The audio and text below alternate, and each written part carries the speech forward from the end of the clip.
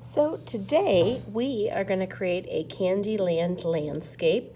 So it'll be like a traditional landscape. We're going to have a foreground, which is everything in front, middle ground, and a background. You'll have a focal point, like it could be the building, the structure here, and then think about all of the kinds of candy you'd like in your landscape.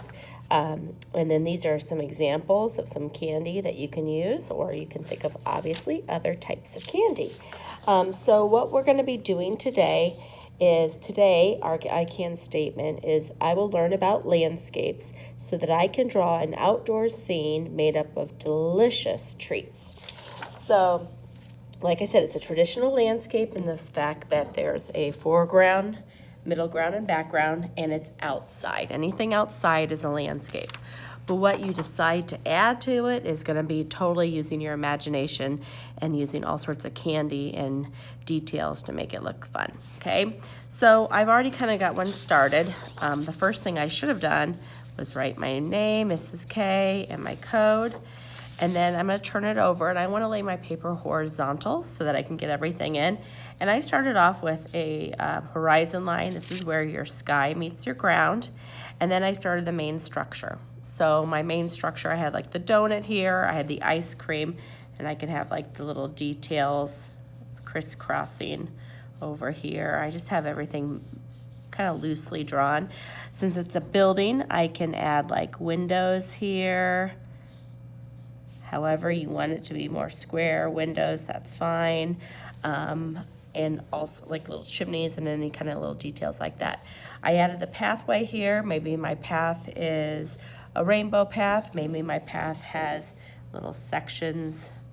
Each little section here is made up of like a chocolate bar, like a Kit Kat or something else. And so I can draw that along there. I can have, rather than trees, maybe my trees are gonna look like these lollipops where they kind of spiral, and then here. So those are my trees in my picture, lollipops. And you can see I'm overlapping my horizon line. I am really not too worried about that because I'm eventually going to trace over everything. And then I can have mountains. Maybe my mountains are, goodness, what kind of candy do I want?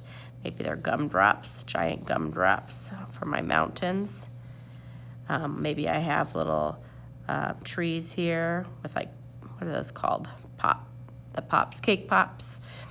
Maybe those are my trees back in here. I can have popcorn rather than snow falling from the sky. Really use your imagination, have fun.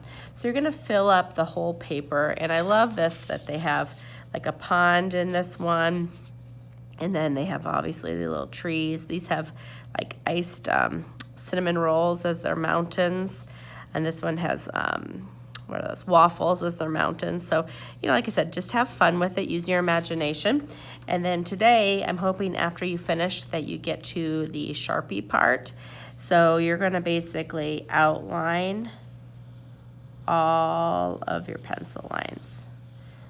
Okay, and then we will eventually erase our lines. So you're gonna do the trees, your house, or mine's kind of castle-like, whatever you want. And the good thing is, when you get to the Sharpie part, what I usually do is I kind of tidy things up, or if there's some lines I didn't like, I can kind of fix that now and take my time. And then I'm gonna eventually erase all of my pencil lines. So I just have my little door, my little handles, and then I would trace everything else, and then eventually erase all of my lines. So today I'm hoping we get to the drawing, starting the Sharpie, possibly finishing the Sharpie, and then next week when you come in, we'll add all the fun color.